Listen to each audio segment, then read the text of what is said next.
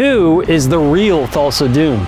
From the riddle of steel to that legendary sassy smoldering, most can agree that Thulsa Doom is the ultimate foe of Conan the Barbarian. Now they will know why they are afraid of the dark. Today, we're going to explore one of the fantasy genre's most influential and mysterious figures. We'll uncover Thulsa Doom's origins, examine the rise to popularity, explore the cinematic portrayal, and unlock the secrets to Thulsa Doom. But before we get started, smash that subscribe button and help Conan conquer YouTube. So first things first, Thulsa Doom is not actually a Conan villain. If anything, Thulsa Doom is the arch nemesis of Kull, but within Robert E. Howard's original canon, even that's pushing it. So let's dive in. Thulsa Doom first stepped out of the shadows in Robert E. Howard's Del Carte's Cat. In this story, Thulsa Doom attempts to manipulate Kull into harm's way with the trickery of a talking cat. It's a flawless plan, right? And when this dastardly plot fails, Thulsa Doom reveals himself to Kull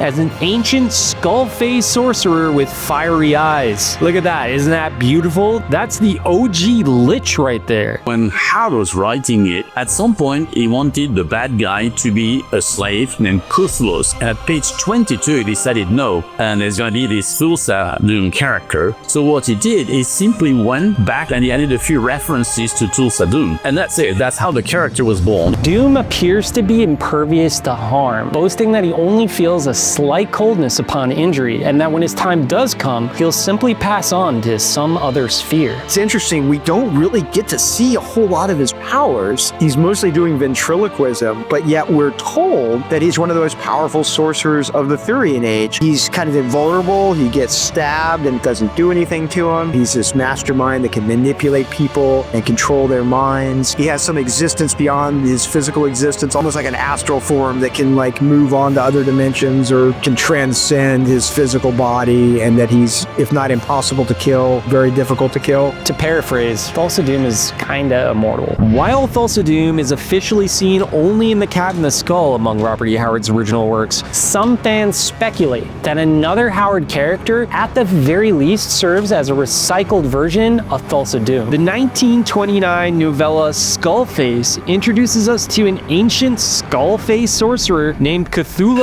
of Atlantis, who appears in the 1920s after a very, very long nap with a thirst for world domination. Sound familiar? Cthulhu's?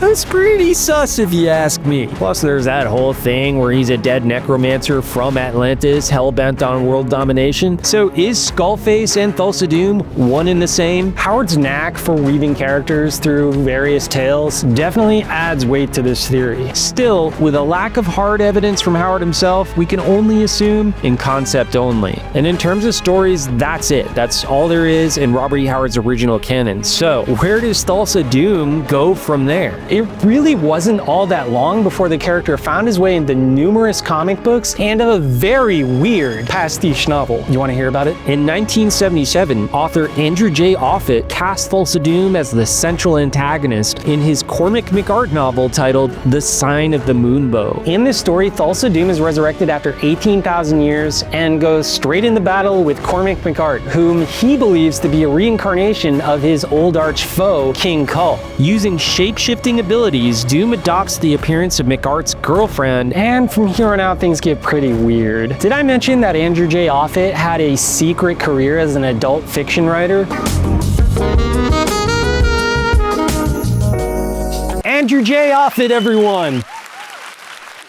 In the early 1970s, Thulsa Doom catapulted into the limelight, becoming a central villain in Marvel Comics' Kull the Conqueror series, and this transformed him into a household name among fans. His sinister presence and clashes with Kull significantly boosted his notoriety. And let's be honest, undead, skull-faced sorcerer, perfect for comic books, but he's got that last name, Doom. It's a perfect name for a Marvel villain. Conan finally encounters the classic skull-faced version of Thulsa Doom within the pages of the Unconquered ongoing Conan series, as well as Savage Sword of Conan. And in a surprising twist, they don't really battle. In fact, they kind of join forces and hold hands. But hey, Thulsa Doom has to battle someone, and that someone is Thothamon, which is kind of interesting because both of these characters, especially in the early years of Marvel, were so intertwined. Obviously, none of this is canon, and no, it's not the greatest Conan story in the world, and probably not the best representation of Thulsa Doom, but it is pretty fun, and if you want to read it, I put information on these issues in the description. Point is, Thulsa Doom in comics had an incredible impact on the legacy of Thulsa Doom, further cementing him as the OG Lich. We've talked about the comics and the weird pastiches, so that leads us back to James Earl Jones, one of the greatest legendary actors of our time. He's the bad man. He's a sorcerer. He's the one that causes much of the evil that Conan has to combat in the film.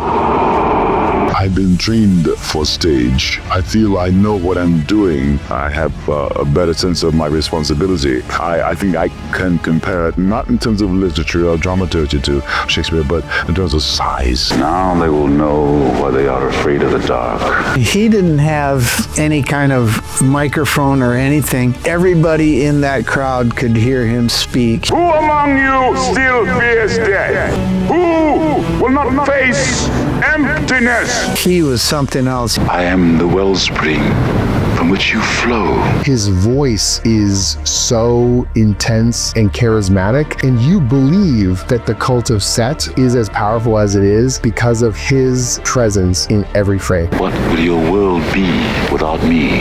It's pretty obvious at this point that James did go on to portray the villain in a manner distinctly different from the literary character. And while initial pre-production sketches depicted Thulsa Doom with that classic skull face, it was never seriously considered. But if you're curious what it would have turned out like, probably would have been something like this.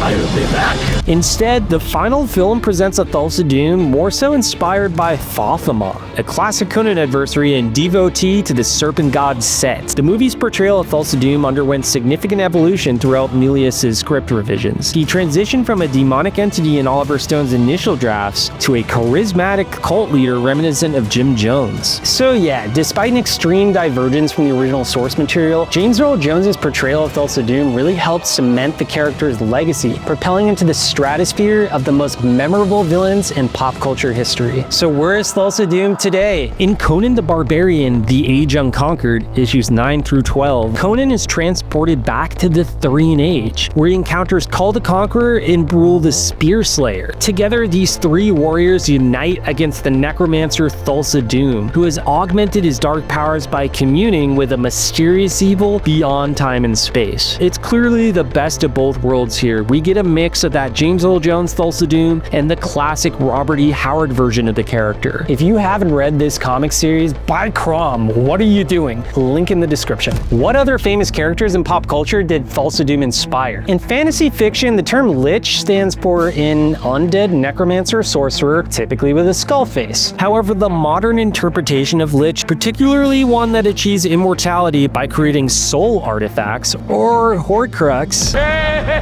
was popularized by the 1976 Dungeons & Dragons role-playing game booklet Greyhawk by Gary Gygax and Rob Newts. Now, I will point out that Gygax claimed Robert E. Howard and Conan the Barbarian in particular as huge influences on his creation of Dungeons & Dragons, so it's definitely not out of the question that Gygax was directly inspired by the character of Thulsa Doom when he created the Lich as an archetype for his game. And a few short years later, this guy popped up. That's right, Skeletor. And while the creator claims different origins, come on, Skeletor is a lich, and he looks just like Thulsa Doom. Just as Conan set the standard for barbarians throughout all of fantasy, Thulsa Doom has become the quintessential immortal wizard. Whether it's Voldemort or Skeletor or the lich archetype in Dungeons & Dragons, Thulsa Doom has secured his place in the pantheon of fantasy legends. By Crom, there you have it. From Weird Tales reject to celebrated arch nemesis, an iconic movie antagonist, and ultimately a quintessential character archetype, Thulsa Doom in all his glory. As we dive deeper into the lore of our favorite barbarian, we yearn for your counsel. What subjects or characters do you want us to dive into next? Drop your thoughts and theories in the comments below. I'm your Nemedian chronicler Sean Curley telling you, should I use Thulsa Doom's double-bladed snake knife as a fork at a public restaurant?